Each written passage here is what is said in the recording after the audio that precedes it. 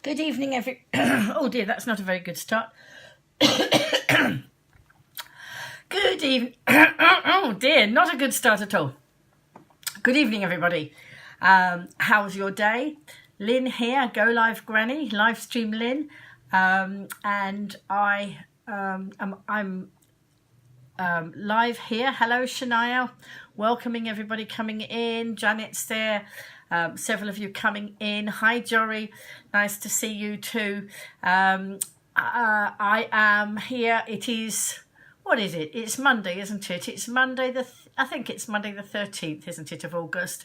So I'm recording this in Monday the 13th of August. If you're watching on the replay, you will know when it was recorded. And it's been a fairly easy and calm day for me. Hi, Helen. Hi, Tony. Hi, Neil. Everybody's coming in tonight. Whoa, very busy one. And I put in my status just now, earlier on, that I was feeling a tad famous. Hi, Crystal. Hi, Daniel. Because as this network, as this group is growing and more of you are joining in. Hi, Cordy. Some of the folk in here I've not actually met, but hi Lynn, but some of you live on the island. And so what I'm finding now is that I might get on the bus and then people are looking at me rather intently. Hi, Sandy. And this happened to me this afternoon. And this very nice young lad was looking at me. And he kept looking at me. And I felt like saying, something to him. But suddenly he said, "Hey, you're that lady that," and I said, "The live stream lady," and it was yes. And so it happened to me yesterday. I met Matt on the bus yesterday, who up until yesterday, no, not yesterday, it was the day before, I think. Up until Saturday, he had only been a Facebook friend of mine, and then he was sitting across on the bus from me. So there we are. I'm feeling a tad famous as people keep stopping to recognise me.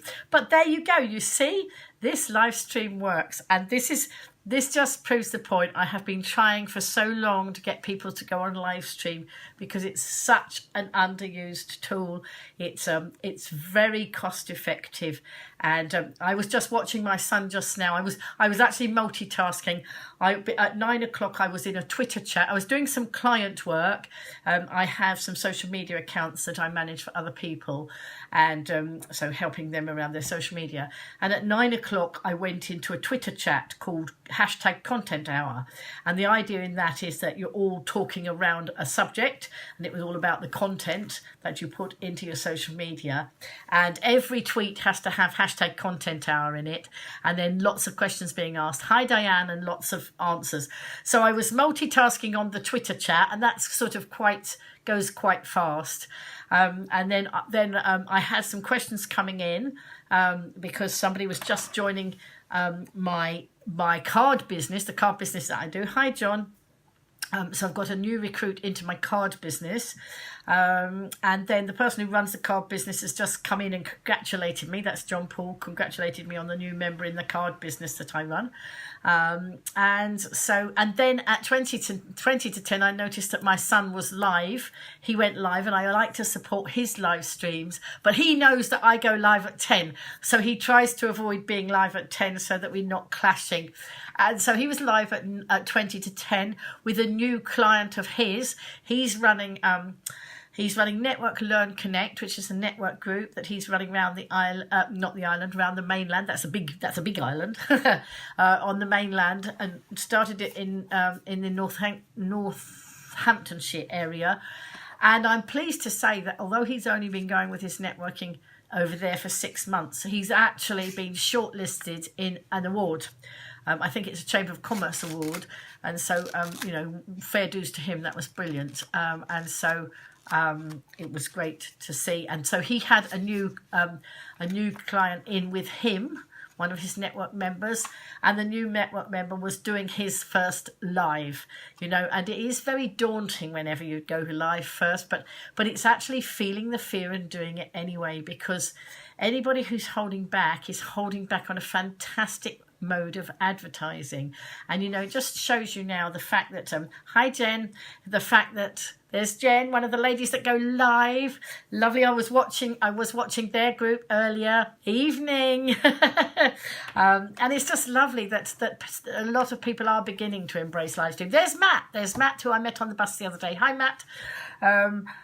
And so it is really nice to see that people are beginning to embrace it. There's still a lot of very nervous people out there, but there's a lot of people who would really do their businesses a lot of good if they just push that button. And so I'm trying to nudge people to push that button. Sometimes I have to push them to push the button, but only just gently, just a gentle nudge. And we're getting there, more and more people doing it. But what is great, as I say, so many people recognizing me now. So it shows you it works. You know, it shows you it works. Lots and lots of people watching the live streams. So today, I put out a message on my Isle of Wight, because for those of you who are coming in, perhaps don't know, if you're very new here, I do these live streams on my personal page here, which is just a roundup of my knitting, nattering and networking through the day, turning those incidents that happen, if they're not, you know, if they're sometimes challenging incidents, turning them round, having a bit of fun with them, you know, like the day that I ended up wearing my coffee rather than drinking it. Yeah, we do. That's right. I think we do, Jen. She's saying, look, we need T-shirts now. But it's turning those things around. So in this broadcast, on this page, it's about the general shenanigans that go on in my life, you know, the curveballs that life throws me, as it always does. But I've learnt to juggle the curveballs or just have fun, you know, and whatever happens. And then, of course, over on the Isle of Wight .live page, that is all about showing off the beauty of the Isle of Wight. And at the moment, we're in the middle of carnival season, of course. So last week, there were lots of carnivals. This week, not so many. So I will be at Cowes on Wednesday evening, God willing, and on Saturday evening, well, on Saturday afternoon, I've got a friend's wedding anniversary function to go to, but I don't think it goes on into the evening, so I should be down in time for the Illuminated Carnival in Newport. And thanks for the love and the thumbs up and all that, the encouragement, it's great. My brother called on me unexpectedly today with his wife, and they live in Newport, and they have had an invite to the event I'm going to. So I have already booked my lift when they go back from Ryde to Newport. I've asked them if they'll take me. Hi, Melanie, so that I will make sure that I get there quicker. Hi, Roger. So that I should be live streaming the Newport, the Illuminated Carnival in Newport, and that will be fun. But on my Facebook page today, on the Isle of Wight Facebook page, I put out a message.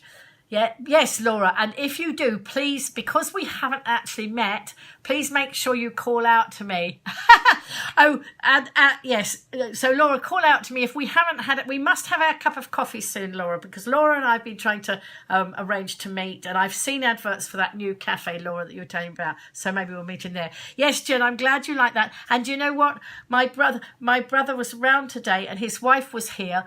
She's 11 weeks past her open heart surgery, so she's well on the mend now. Hi, Ian. And so I was just saying to her that I would love to do more live streaming with my brother. And he's very droll, and he pretends that he might not want to do it, but I think he will. And so because I've been asking people, sorry, so a message has just come up from somebody. Because I was oh dear, I get. Oh yes, I know. I was asking people on the Isle of Wight page, because I've been doing all these carnivals. I actually put a message out to say what would people like to see me live stream around the island, and one or two challenges came up because I am not. Although I'm pretty mobile and I get around a lot, I loved it, Jen. I absolutely loved it. We've not had, actually there's some difficult circumstances going on in our family. I won't go into them here, but every cloud has a silver lining. And the fact is that my brother and I are spending a lot more time together, and it's amazing. You know, we're spending more time together than we've ever spent, and it's just absolutely wonderful. And we spar off each other. We've both got our dad's wicked sense of humour, so I know he'll be watching down on us somewhere. I've got a picture of him on the fridge. He watches me from over there. He left us in 2010, but I know he's here and watching and enjoying what we're doing. So what I thought, because my brother is very knowledgeable about the Isle of Wight, I thought that maybe we would take some time out to go to different places around the island where we could interact, but he could also teach us more about the Isle of Wight. And so I think that's going to be a plan. That's it, yeah.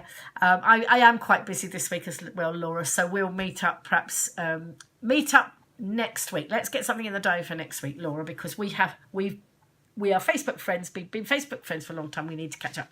Anyway, so the first things that people put on my page that they wanted me to go to were quite challenging. The first one was Steep Hill Cove. Now, we could make a road live show. We could. I think this is absolute. I just think we are going to have so much fun on this. You know, we'll be doing some road trips around our little island. But the first thing, live road. That's it. It's going to be wonderful. It's certainly going to highlight the Isle of Wight, I'm sure. That's the plan anyway. And just have a lot of fun and amuse a lot of people as well, and enjoy ourselves. That's the thing. And he's a couple of years younger than me. So yes, the first thing was Steep Hill Cove. Now, I haven't been to Steep Hill Cove since I was a child.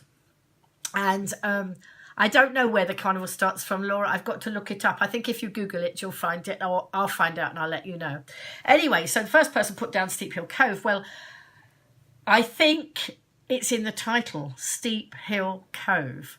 My mobility is not as great as it was, although, of course, I do get around a lot, but I do have Lilac Lil. Hi, Matt. I have Lilac Lil that helps me. So I Googled Steep Hill Cove, and there are a lot of steps there. But my brother did say I could get into it by a boat. So I don't know anybody with a boat. If anybody's got a boat, maybe they can ride me into Steep Hill Cove so that I can show off Steep Hill Cove. Otherwise, what I'll have to do is train him to use the camera and send him down to do the live stream. Anyway, somebody wanted to see Seaview Beach. That's not a problem. Yeah.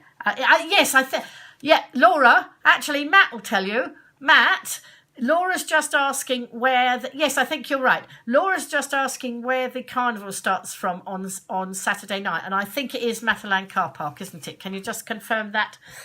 So there we go. So I love these interactions that we're, all conversations are coming in and out of here. It's great. So that there were a few different ones. I think somebody wanted at Colwell Bay and Compton Bay. Now, those I haven't been to since I've been living here. I've been living on the island a long time, but I haven't been everywhere. I spend a lot of time in Ryde. We have the most fantastic beach in Ryde. But Ventnor Beach, somebody wanted to see Ventnor Beach. That's achievable because I can get there on a bus. That's not a problem. And I can walk down to the beach. That's not a problem. So it's only going to be where if there's a lot of steps that I can't...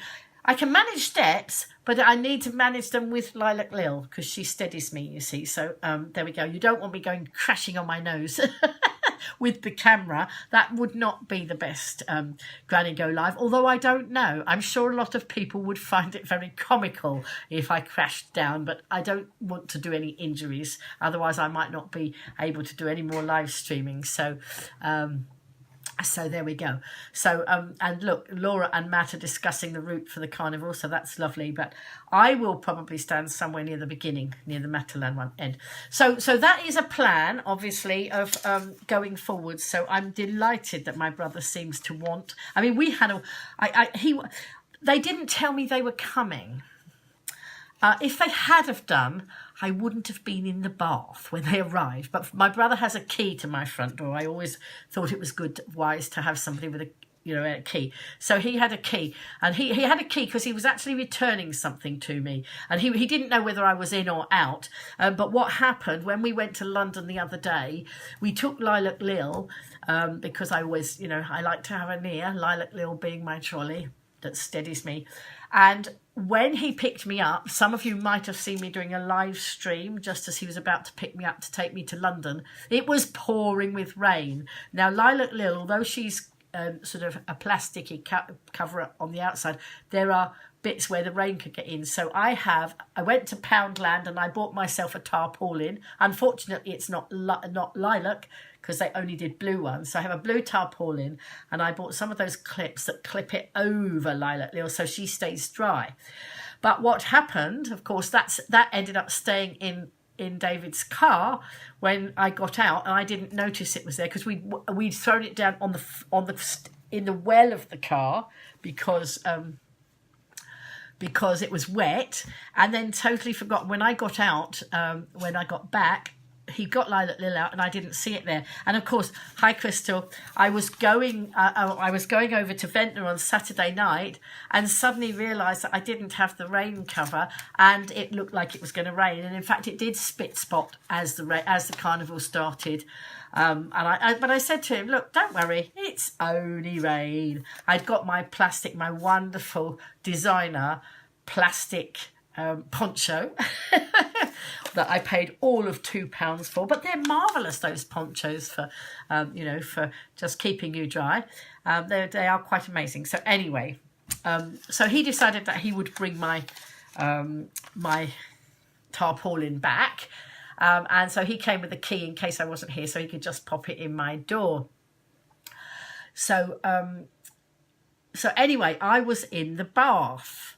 And I was in the bath with the door open because I was in my flat.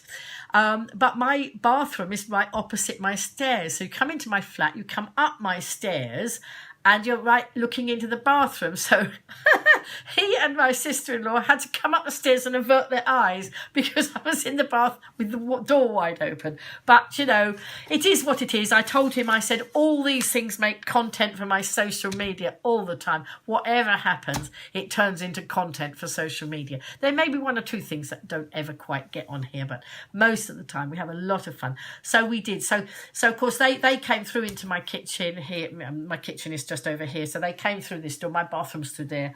They came through here, made themselves a cup of tea, and we had a little bit of a shouting. Yes, Matt, send me the post. Of course I can share it. That's right. Social media for social good is what I'm going to talk about in a minute anyway. And it is, you know, all of us using social media for social good. Anyway, so we had a bit of a conversation going between the bathroom and here. And then I got out of the bath, and I got my dressing gown on and came and chatted to them. And they arrived at about just after 2:30, 20 to 3. And my plan... But, you know, plan A never works in my life. My plan was to go on the 3:30 bus down into Ryde, which is not very far away, and go and get some shopping because my freezer is nearly empty. I've got no vegetables left. I've got no fruit in the freezer, all the lovely things that I like to have. So I wanted to do a quick whiz down and do some shopping. So...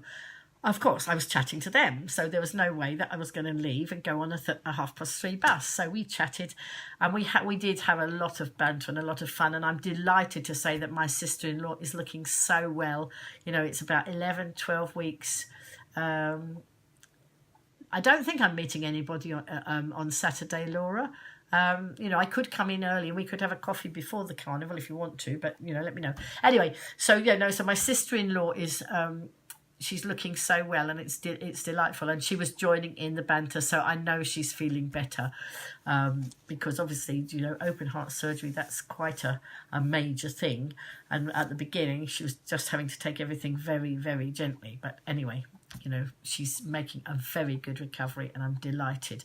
And so it was just wonderful that they just made this impromptu drop in. It's just so nice that we can do those things, and it didn't matter. And as I say, if I hadn't been here, they'd have just put my tarpaulin in and gone. But no, it was lovely. So what I did was persuade them that they would give me a lift down into town, because so about I said to David, I was going to get the 3:30 bus. So the next one's at 4:30. He said, "Okay, you can go and get the bus now." I said, "No, you can give me a lift." So they gave me a lift. Yeah, okay, that's fine. No, that's good, Laura. And so. Yes, so I had a lovely long time with them, and as I say, I've persuaded and plotted and planning to do some of these live streams from around the island with my brother. And the beauty of that is he's got a car, so he can take me to some of the places that I might not be able to get to, because the buses don't go everywhere. They do go to quite a lot of places, but some of the places that people might want me to stream from, they might not. So hi Nathan, I'm not promising when that's going to happen, because we've got to work it out yet. So we haven't decided, but I think we'll get something going soon. So that will be fun. So that's great. So the other thing, what I was going to talk about, of course, tonight is social media for social good, because I started to talk about this last night. Lots of people say to me, "I don't go on social media because social media is I'm not sure either, Laura. We'll have to look that up. Otherwise, we could get a takeaway. We could get a takeaway coffee and go and sit outside. I'm not sure. I don't know. We'll see. We'll see whether we can find a coffee shop that has dogs, or actually, I'm not quite sure what time I'm going to get there, Laura, because I'm at a function and I don't know what time I'm getting away. So I won't make a promise now. I'll let you know on Saturday when I'm on my way over. That's probably the best thing to say. So we were talking last night about social media for social good, because I was asking lots of you to vote, and so. Is that fine? Yeah. And if lots of you in here, I hope you have voted. Because what is whoops, hang on. Let's have this up. I haven't got the right bit of the screen up. I haven't got the picture up. So I realised that over the time I've done an awful lot of things that one could put into that category, social media for social good. One of the first things I ever did once I was on social media was actually, some of the things I do is obviously link people up and bring people together for their businesses. But one of the very first things I did was actually use my social media skills to get food in for the homeless. Now, we all... That's it, go with the flow. The idea is to play to your strengths. So I don't ever try to do something I know I'm not going to succeed at, because it's just, it's no point in doing it if I don't think I can do it. What I like to do, if I try to do something, I want to do it well, and to the best of my advantage. And so I tend to go with the things that I know I can do. And I became fairly proficient on social media fairly quickly. It was something I took to and I really enjoyed. I first found Facebook in 2000. I've been on Facebook since 2009. I was in a long dark tunnel at the time. I had to move. I had moved in with my mum and dad. I'd sort of been in a way forced, but not forced. I was living in one of their properties and paying rent, and I was doing a business at the time. I was selling children's books. It was one of those home-based businesses, and I was doing all right, and I was paying all my bills. But all of a sudden, they moved the goalposts, and people could go and buy books cheaper from the supermarket than I could actually supply them from the supplier. That was not a very good business model. Hi, Andrea. But they changed it partway through. I'd been 7 years with that business. I'd won 6 foreign holidays in 7 years. I'd won other awards as well. I don't think I've got, no, those awards behind me that I have here on the side behind me, they're not awards that I won from that. They're different awards because I am a multi-award winner. I've won quite a lot of awards. And then recently I even won awards for my knitting. So now I'm a knitting award winner, which made me a little bit chuffed. Anyway, so I won quite a lot of things in those 7 years. And then, if I couldn't, if you could buy a book cheaper from the supermarket than I could supply it, it was a bit of a daft thing for me to try and run that business. So I quit. But of course, because it's one of those network marketing businesses, you only get paid when you work. So if you suddenly quit, there's no money. And my reserves had been used, they'd been used up there have been some difficult circumstances in my family, and I'd used it up helping one of my members of my family.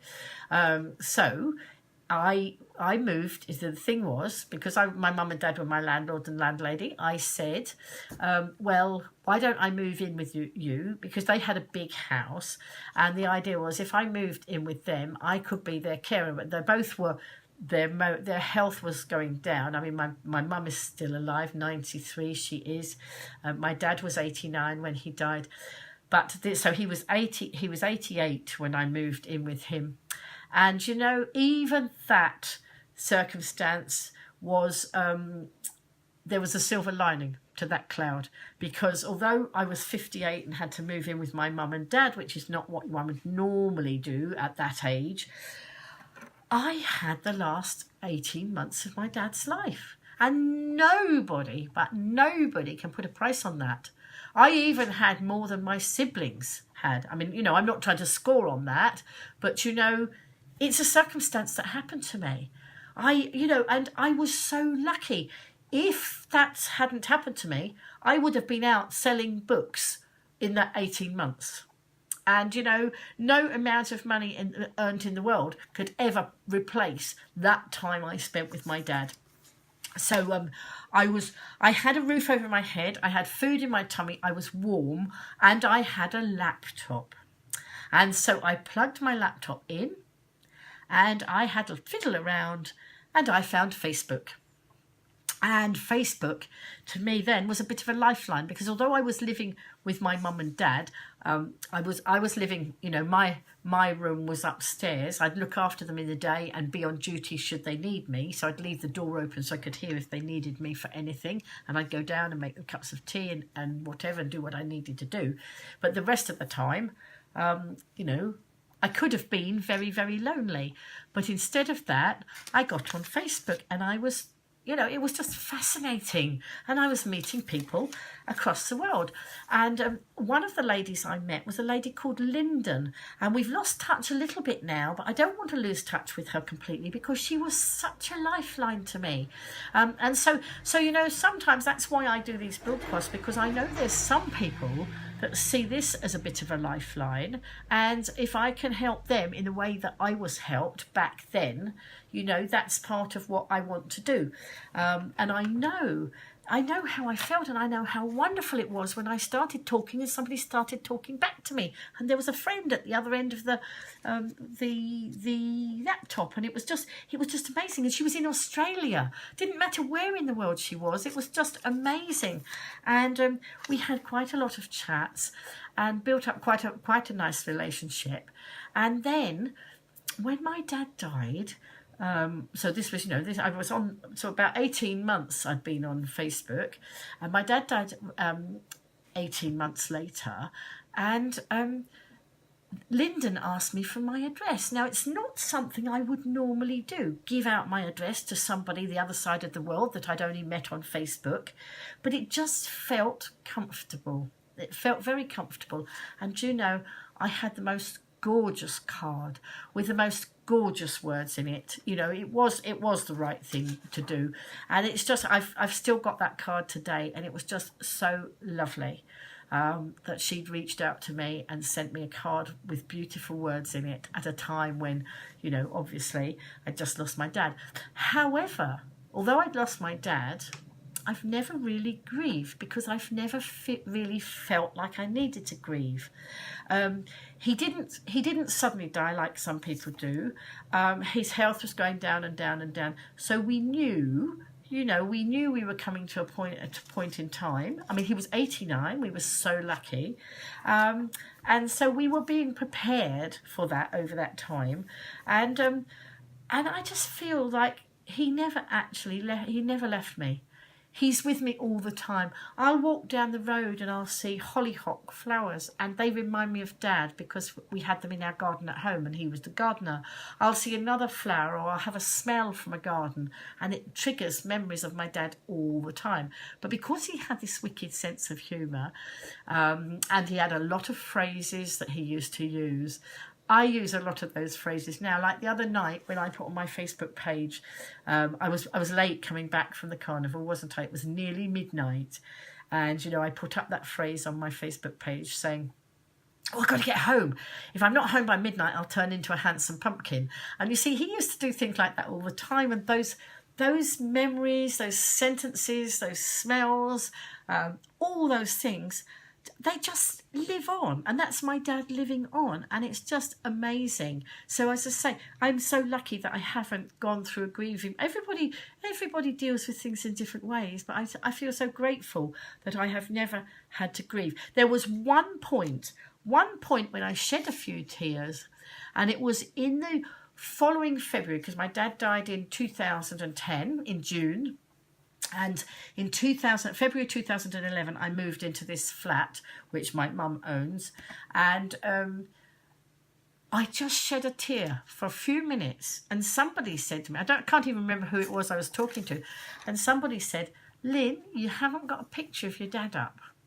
And actually, as soon as I put a picture up of my dad, that was it. And he's there. He's watching us now. He's sitting on the fridge. He's in a clip on the fridge. And he's watching, and he watches over me all the time. And, that's marvellous. It's just amazing. Yeah, white feather. Actually, you're so right. Yes, I did have a feather one day. All sorts of things. Absolutely. And in fact, one of the memories, down the bottom of my road, if I'm going to Newport, I go down to the bottom of the road and turn left. If I'm going to Ryde, I go down the bottom of the road and turn right. So when I was down there one day, it was, I can't remember what month it was, but anyway, it was at a time when the privet hedges, I think it's the privet hedges that have those wonderful little white baubles on, the little bubbles on them. And I was just walking around the corner and I got the smell of the hedge. And as I was coming round there, a little bit of blossom off the hedge fell down. It wasn't lilac lily, it was lilac lily's predecessor, and it landed on the top of my trolley. And I knew it was a sign from my dad. He used to get mad actually because we had a big house when we were growing up. We lived in a big 14-room Victorian house, and we had a big front garden, and there was a hedge like that in the front garden, and it had these little white berries on, and we used to jump on them, and he used to get mad because of course it made a mess all over the garden, but we were kids and it was fun popping them. I don't think he was really mad. I think he just pretended to be mad, and so it was it was those memory jerkers all the time, and so yes, so that's the story of my dad, and I get memory jerkers from him every day. But anyway, so going on to the social media for social good. So of course I learned Facebook all that long time ago, and one of the first things I ever did, I got involved with the Hungry and Homeless campaign. It had been running for 3 years, but I decided that it was time to go and get involved, and I got involved with another granny. We were known as the Giggly Grannies back then, but we've now since gone our separate ways for various reasons. But we were together for ages, and we used to giggle a lot. And we used to get food. What we did, I was proficient on social media, and she was proficient in going and talking to people. And between us, we used to get a lot of tins of food. We even had people on the mainland buying tins of food And then when they came on holiday, bringing their tins of food down with them, because what happened, these people, most of them were living rough on the streets, but on a Sunday night they could come into the church premises, and the kitchen team would make them a meal. So they would have a hot meal, and the idea was they would come in and have people to chat to. Sadly, by the time we arrived, they weren't enough people that actually sat and chatted very much to them. And the thing was, it was, the idea wasn't for them to come in and have a meal and then dash off again. The idea was for them to stay longer. Sadly, it started not to be as good as I believe it was before we were there. Anyway, I used to try and spend some time sitting down, and so did my pal. But so they were provided with food, and that food was paid for by the local churches. It was a churches together thing. But those at the end of the session, they were allowed to come into the other room where we had a cupboard, and we could give them 6 items. They could choose 6 items from the cupboard. So they might they could have a tin a jar of coffee, maybe a tin of tomatoes, or things like that. All sorts of different things. They could choose their 6 things. Excuse me, just a second. And so we used to enjoy very much enjoy it, and enjoy chatting with them. It was very, very demanding work. I was absolutely cream crackered when I came home on a Sunday night, because it is that working with vulnerable people, it is like that. But it was some of the most rewarding work, and I've met some of those homeless people since. Eventually I gave up, because I wasn't prepared to do it and be bullied. And I wasn't bullied by the clients. I was bullied by some of the volunteers. Or they tried to bully me, but this is about after about two years in. I can't remember how long we did it for.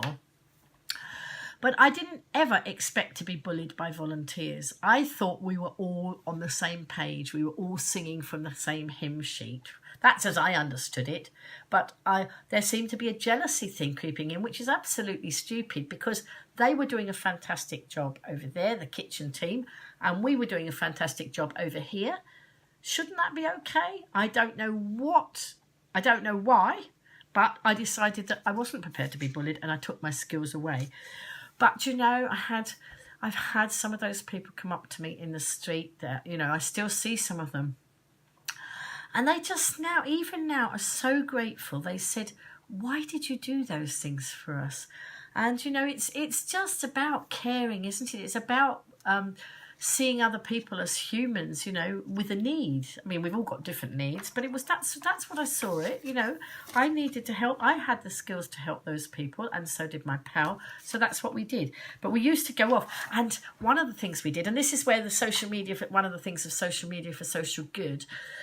So I used to put out, messages about the project, and I get all sorts of people messaging me and saying, "Oh, well, we've got some food, but do you need any blankets, or do you need any duvets, or do you need any pillows, or these sort of things?" And so I didn't have a car then, but what I did, I had been lent an electric car previously by one of the local garages. They'd seen me stuck when I was trying to get to Cowsweek, when I was trading at Cowsweek, and one of them had picked up on it and lent me an electric car for a week. So I thought, well, why don't we go and ask if we can borrow the car? Because again, we were trying to round up stuff, and there's only so much room in a trolley. We both had trolleys then, but you put one duvet in it or a few tins of food and it's full, and it was a bit difficult. So I had the cheek to go to Staddleston's garage and say, you lent me that car before. Would you like to lend it to me again? And it was an electric car, so that meant it cost me about 2p a mile or something, because it was electric. So I wasn't having to I wasn't having to put petrol in it, which was good, because I'm a pensioner now, so without a lot of money coming in. Hi, David. And so the garage, he had to think about it for a week, because he said to me, "Well, I don't know if you'll be as good as the local paper." And I thought, well, actually I talk and the local paper doesn't, so I can advertise his business more. Anyway, a week later, he decided I could have it, and he lent it to us for 3 months. And my pal said to me, how on earth did you do that? Why on earth would they lend you a car for 3 months? But obviously they were very nice people as well. And I said that, we needed it to go and do the work that we were doing. So we had this Nissan Leaf for 3 months. And I used to come home and park it in front of my flat. There's a bit of grass in front of my flat. And now I think I've told most of you before, my flat sits on 2 garages. And so my front door is in the middle. The garage doors are the other side. So my front door faces the road, but the garages face back. And you go actually under where I'm sitting, because my lounge is attached to a house next door. So I'm in a flat, and underneath here, the cars drive through and park round the back.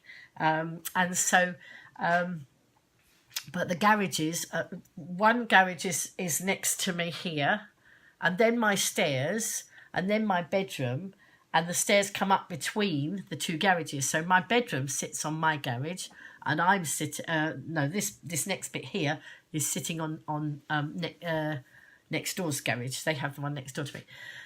So because I was upstairs, and because I didn't always have an electric car, I had to plug it in through my bedroom window every night. So I had to come in, plug it in, because it actually can plug it into a socket on the wall if you don't have one of those proper things on the wall. And so I plugged it in, and then I had to go out, and I had to feed the wire out through the bedroom window. And my dustbin is under my bedroom window, so I'd feed it out carefully till it landed on the top of the dustbin. Then I'd have to go downstairs and plug it into the car. But it was a free car for 3 months, so why would I moan about that? And of course, all this time we were doing social good. By getting all the stuff in for the hungry and homeless, and we did all sorts of things. When people were getting housed, if they needed saucepans or plates or that sort of thing, my friend would tell her friends, and I would put it out on social media. And it was just an amazing use of social media. And as I say, not just social media, because we were doing it both ways, but it was a fantastic use. It was using social media for social good. And it did do a lot of good. And in fact, we even got 2 Christmas dinners, 2 lots of Christmas dinner. One year, the first year we did it, we rounded up a whole Christmas dinner for the whole group by different people saying, well, I'd like to buy the carrots, and I'd like to buy the meat, and I'd like to do this and that. And so 2 years running, we got 2 Christmas dinners. That was pretty amazing. But you see, what it does, it shows you what an amazing community we're living in. Because I think a lot of people think, there but for the grace of God go they. And I know at that point, I was only one step away. At one point I had very little food myself, but I didn't moan. It didn't matter. It worked. Everything's fine. I have a strong faith and the things work out.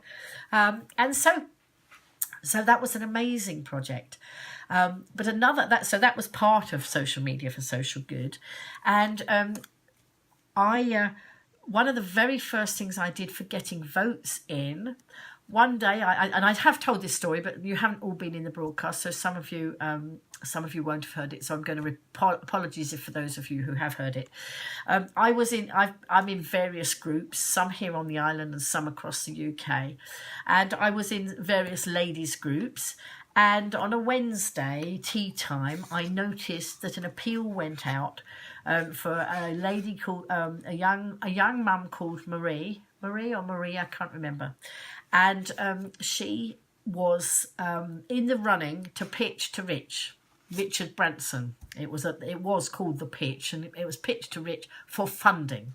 Now, she was a young mum with 2 young children who'd been made redundant. And so she was starting a business it was called Rags for Heroes. And basically what she did, she was making rag dolls for boys. Because, I know it's important, and lots of people perhaps don't realise, but it's very important for boys to have dolls.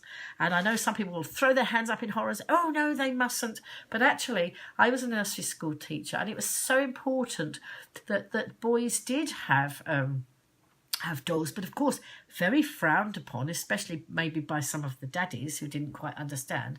So Action Man was created, but Action Man isn't a nice cuddly doll. You know, teddy bears do the trick, but you know, but this mum, what she did, she made rag doll heroes, like, you know, like Superman, that sort of thing, and Batman, but you know, she made them slightly different because obviously they were copyright.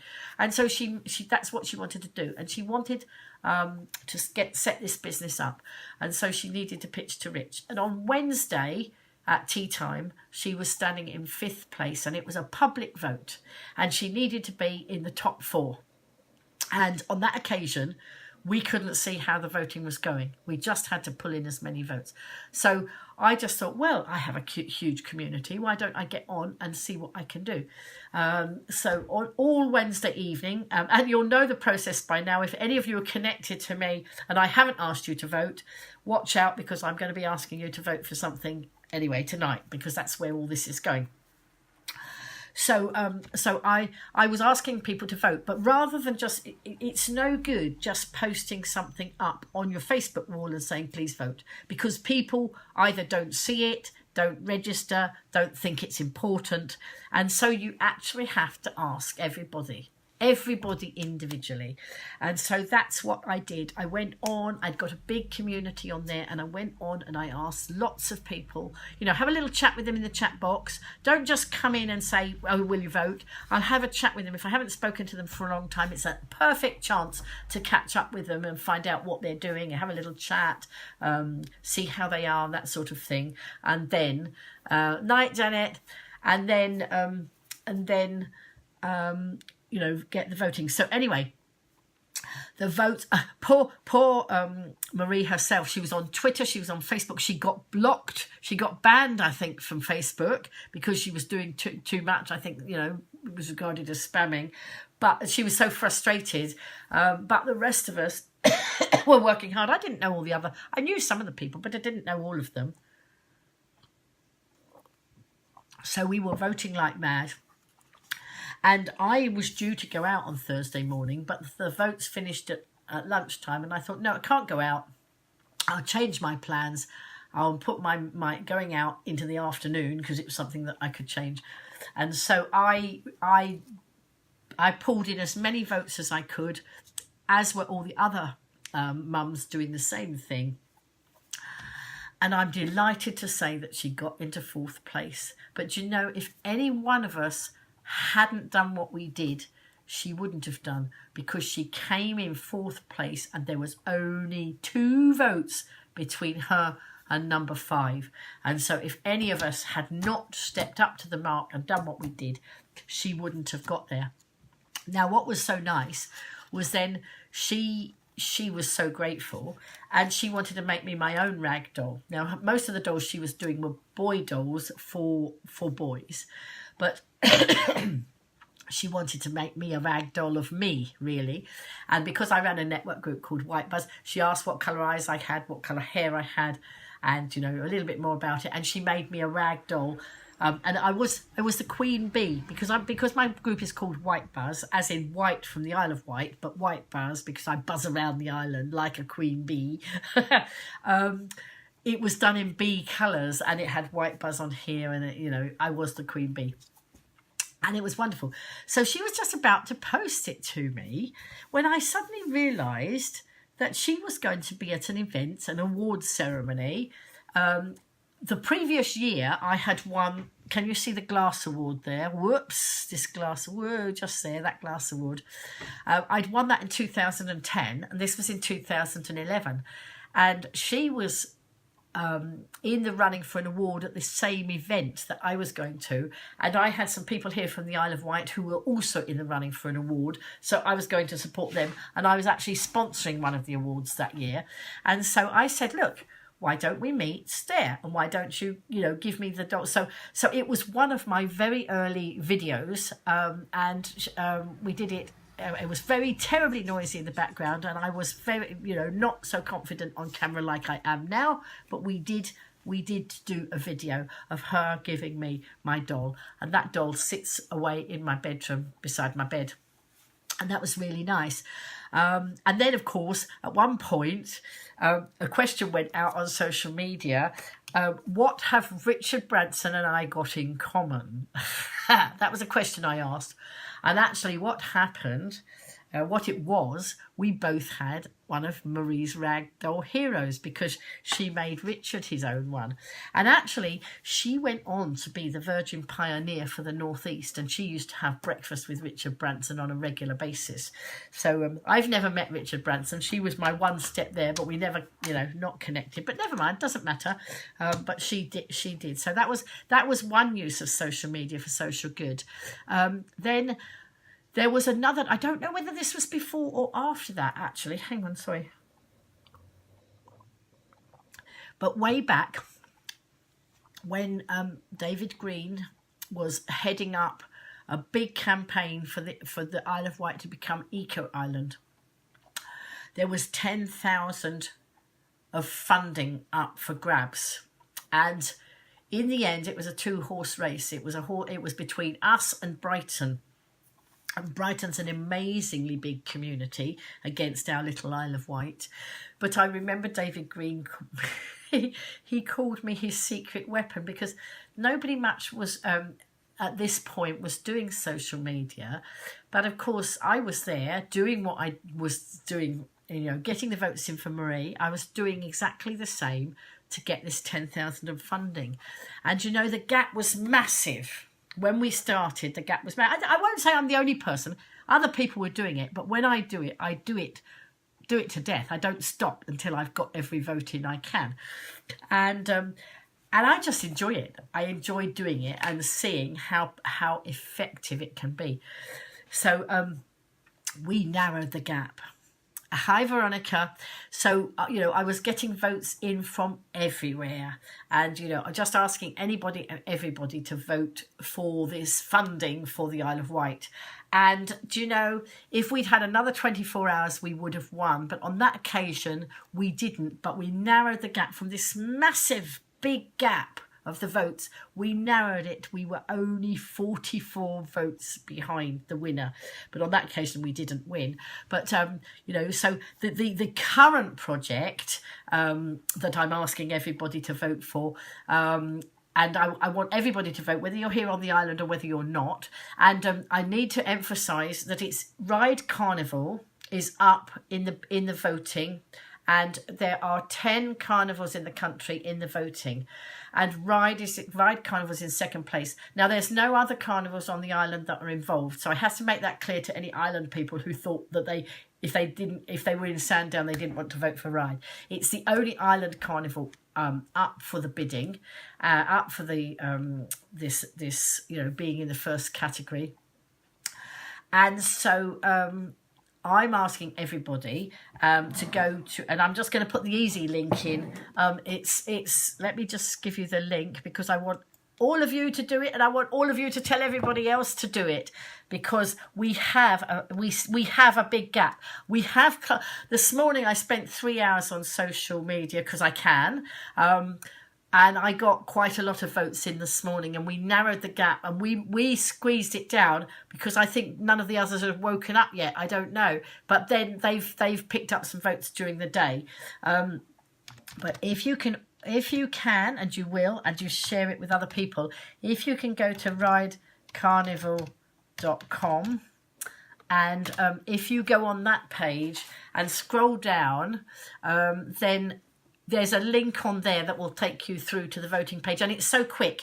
You just scroll down on that. It's just down here. Click on there, and very quickly it opens up, and then you vote. And Wales Carnival is in the lead at the moment. And when I last looked, a couple of hours ago, we are in second place, but we do have a lot of work to do. But we do have till the 21st. To do it, and we have a lot of groups on the island, and I have been talking to lots of the groups. Now, because I've been live streaming all the carnivals, I'm getting to meet a lot of the people, and of course the Vectis Corps of Drums asked me to promote their their group, and they want to get some more members. So I said, I'll promote you, but I tell you what, you get the votes in for me for that. So I think it's, you know, a fair exchange. We're all working together. It's a community working together. The White Diamonds, somebody from the White Diamonds came through and said, you know, could I promote their band? They want new members in the autumn. I said, yeah, but I'd go back to them and say, right, get your friends on the phone. And then, of course, I don't know if some of you will remember that I was, somebody had asked me to gather up 100 men for a performance, a fundraising performance where they wanted some men to suddenly appear in the middle of a concert for the song called It's Raining Men, and the idea of these men were going to suddenly appear and come on the stage. And so I was, you know, because of the social media, I was pulled in to do that. So I didn't get 100 men, but we did get a lot of men, and it counted, and it was a lot of fun. I saw one of those men coming out of the co-op today. I went up to him. I said, hey, Duncan, I said, I need your help. He said, what do you need? I said, I need you to get all your mates to vote. So anyway, he said, oh, yeah, I told him what to do. Anyway, when I got home tonight, I messaged him and said, this is what I want you to do. He said, put a link on his page. So I put a link on his page. I said, but yes, but you've got to tell everybody because, as I say, the power is in actually speaking to people. If you put it up there and say, please vote, some will and some won't. If you go and talk to everybody and say, oh, you know, will you vote? And ask them individually, more of them will vote. And that's what I've been doing. I'm even prepared to go and stand in the street and ask everybody coming by with a smartphone to say, I don't know whether you need any license for that. I'm not sure. I'll have to check it out before I don't want to get arrested. But I want social media for social good without being taken away. But you know, these things as a community, what it does, it does show how the community can work together and pull in a lot of votes. And one of the other things, before I go, one of the other social media for social good, I was working away one night doing something on my computer, and I noticed a project going on, and somebody tagged me, because what had happened, there were some girls trying to raise some money for Heart, I think it was National Heart Foundation, and one of them actually had a heart complaint, and she had a nurse with her. And what they did, they left the UK on Friday night, and they had to be back in the UK by Monday, and they took no food and no money, but they were using a Twitter feed to actually find people who would help them on the way, give them, you know, overnight accommodation, that sort of thing. There were a group of them together, about four girls together. And at one point they were just getting stuck somewhere. And that's when I got pulled in and said, Lynn, can you help? So I jumped in and did what I could. You know, I had a lot of connections, so I was using the connections. And between us, I won't say it was me that did it, between us, we found a way to get them. They went to France, and then they came out and they were back on the Isle of Wight by the Monday. But it's lovely just watching how social media can be used for social good in so many different ways. There are more stories. I need to write a book about all those things that we've done. Some of them I don't even remember. I did remember something the other day, and I thought, oh, that's another one of those stories. But you know, social media is still so greatly underused for all these good things that it can be, and the live stream is so underused. But people are now asking me, can I go and live stream this, or can I do that, or can I raise it? And you know, that's what I want to do, and if I can help, I will. But I just need to train a team up now, and I need to get sponsored so that we can get some more phone contracts and get some of the youngsters on the island, training them up to do some social media to show off our beautiful island and all that's happening here. So I mean, you know, social media for social good are a very, very important thing, but still, you know, not covered in the island. I was trying to get something about that in the Isle of Wight Chamber of Commerce magazine, and they just don't seem to be embraced. Some of these people don't seem to be embracing the fact that it's so powerful, but if I can do it, everybody can. So we just need to keep on showing and proving how powerful these things are. And as I say, when I started the broadcast, and my status earlier says I'm beginning to feel a tad famous because people are starting to recognise me. What that's actually doing is actually showing the power of social media. Because I'm in front of the camera a lot, they're now starting to recognise me. But what it's actually doing is showing how much power there is in social media. But it's also a bit of fun when they're sitting looking at me on the bus, and this young lad was looking at me, and he was looking at me, and he was looking at me. And I thought, I think he recognises me. And I was just about to say something when he said, "You're that lady that live streams." And apparently I interviewed his mum last year at the Garlic Festival. I do remember a lady who was selling candles, and he said that was his mum. So anyway, I'm really enjoying it. I know Jen was in here earlier. Jen is one of the 3 ladies that run the Ladies Go Live. And I was watching their broadcast earlier, and they're encouraging a lot more ladies to go live. But they're also encouraging gents, the men. I think they've got a group called Gents Go Live or Men Go Live or something like that. You know, just encouraging a lot more people to do it. And so I've been sort of watching their broadcasts, and they've got a membership group opening soon. So I'm just looking at that and deciding whether that's a route I'm going.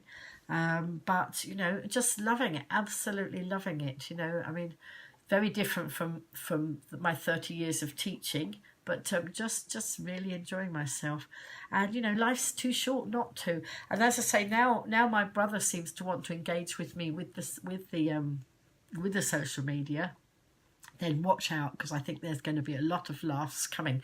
One of the other things that we're going to do too is I'm going to bring in some of the people, some of the audience. Now, like Matt, last night I saw that when I look at the camera, some of you have got a little green camera next to you, and if you have, that means that I can actually bring you into my broadcast. I wouldn't do it unless I asked you, but you know, people like Matt, he's part of the Carnival Committee for Newport. It would be lovely to interview some of these people about their experiences and you know, all about the carnivals and that sort of thing. So I'm going to be doing some of that going forward very soon. But I think that I actually need to finish off now and let you all you know, go and do whatever you need to do. Perhaps some of you need to sleep. I probably need to sleep. And so I thank you again for coming in the broadcast, but please can you all go and vote for ridecarnival.com. I've only had one person who say she preferred Notting Hill Carnival to Ride Carnival, and that's fine. You know, as long as she voted for somebody, that was good. But obviously, I want most votes to come to Ride Carnival. So if you can... Sorry, we just had a blip there in the broadcast. It's a bit of a bad signal for a second. So if you can vote, please do. If you've already voted, please can you just keep sharing that link and just asking everybody. And, you know, if you can't remember the long link, which was the other one I was putting up, just remember ridecarnival.com. And then, you know, that most people can remember if you meet them out and about. So thank you so much. Tomorrow a bit of a quiet day, I think, which is fairly good because I you know, having done all the running around of the carnivals last week, I will be live streaming on Wednesday evening for the Cows Carnival. So I'm just sort of pacing myself so I don't burn out. So loving you know, loving having you here, loving that you keep coming into my broadcast and sharing. And so I'm going to see you all in another broadcast very soon. And thanks for being with me tonight. Bye for now.